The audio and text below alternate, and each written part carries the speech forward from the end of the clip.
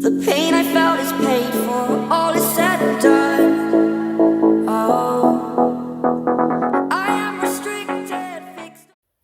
Hello ladies and gentlemen, and welcome back to another video. Today we are going to review the latest update of Dragonic Core.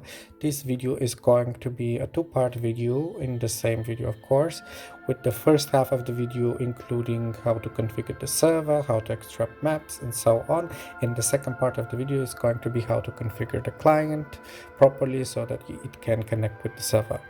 With that said, thanks for watching, and if you enjoyed the video, like and subscribe. As a first step, you want to make sure you go to the Dragonic Core Discord channel, and from there you want to download the latest repack, that being version 11.2 with build number 62493.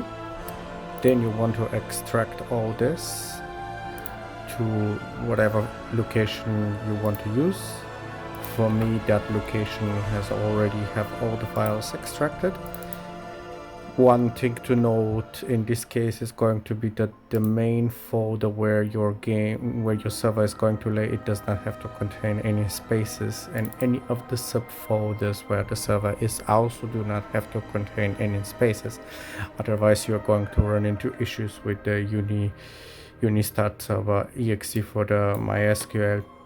So after you've done that, and after you make sure that you have the full bnet client directly from battle.net, you want to go to your game folder as well.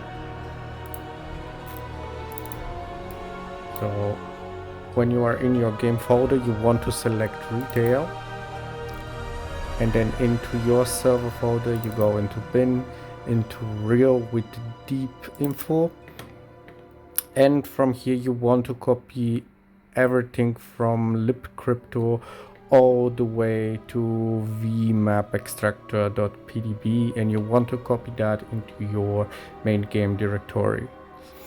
Now you're going to do this because you want to extract assets from the main game, including maps, cameras, etc., different files that are needed for the server to function. Now I have already done this, and for me these are all the folders that came. That's going to be DBC, GT, maps, maps, vmaps, cameras. So how do you do that? Well, it's actually quite simple. In our getting started, you're going to see this small information here. So you basically want to run the MAPI extractor, the VMAP extractor, and the VMAP assembler. Keep in mind that the VMAP extractor might not work, so you might go straight for the VMAP assembler. And then if you want to generate your own files, your own very big maps, you're going to run the MAPI extractor from the World of Warcraft folder. Now this process takes a long time. So this can take anywhere from 1 hour all the way up to 10 hours, depending on the configuration you have. Now, after you have done all this and you have extracted all files, they are going to be into your retail folder. You want to take them from your retail folder and you want to move them in the folder where the bnet server and the World of Warcraft server exes are located. After you have completed this step, you can basically continue to configure the main server configuration.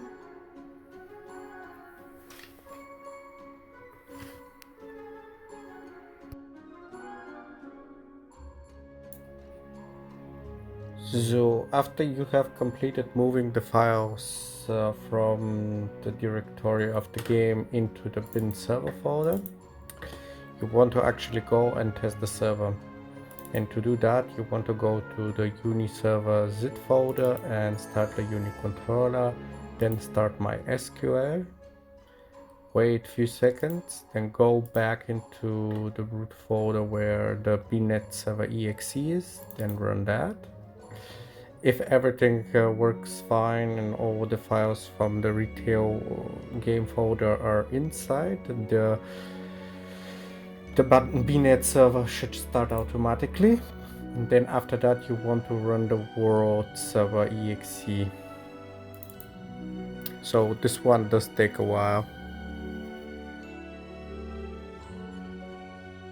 After you have tested and proven that the server works fine, you can go and close all the exes that are currently running and also stop the MySQL so that we can continue with the configuration for the Dragonic hood.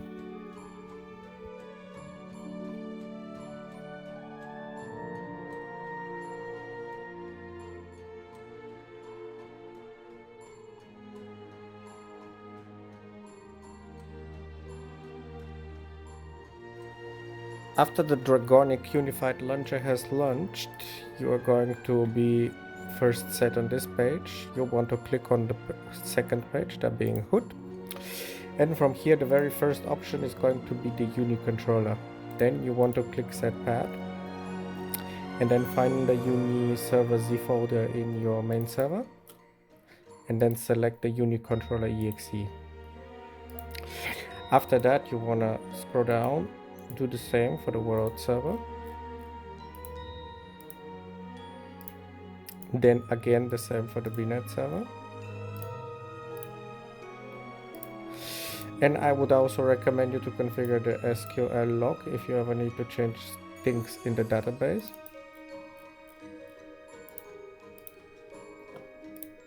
After that, you want to configure the world server configuration.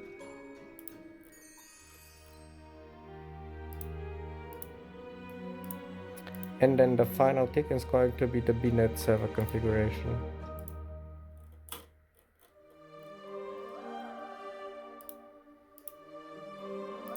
So with that configured, basically you can start using this. So you click on the Uni controller, then you click Start MySQL. Once the dot is green, you can click the BNet server. And then you can click the world server.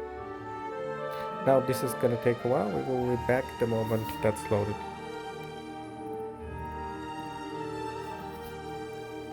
After the main server has started and you can see that the world exe has loaded, it's gonna say here under ready and it's gonna say how much time it took to load.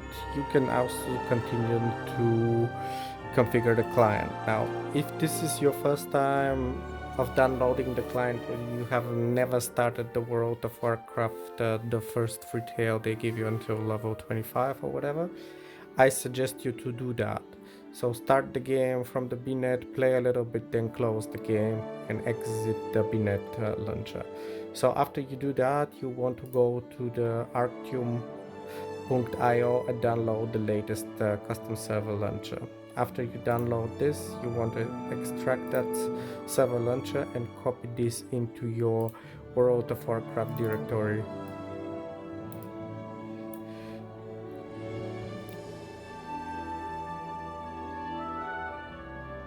Now, if you have already copied this into your game directory, you want to go straight into the retail folder and you should see a folder called WTF. When you open this folder, you're going to see here a config.wtf file. You want to open this, I recommend you to use Notepad++ or Visual Studio Code from the App Store, and you are looking for line 34, which is where your portal is configured. Now normally when the game comes new from the BNet, you are not going to have an actual IP address like me, because this is the local IP address. So you want to delete whatever is inside the quotes and replace it with 127.0.0.1. After you've done this, you can close, save the config file and then close, go back to the one folder before the retail folder, the main game directory, and from there you want to launch the Arctium launcher.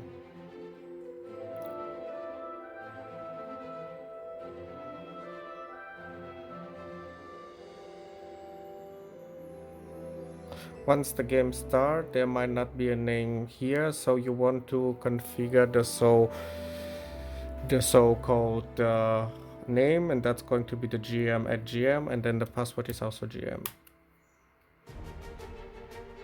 You can log in and then you can play around, configure characters, and basically play the main story. Now, with this being done, that's the end of this video. If you like this video, please subscribe and like the video. And if you have any questions, feel free to ask in the comments or directly into the Discord server of Dragonic. Thanks for watching, like and subscribe.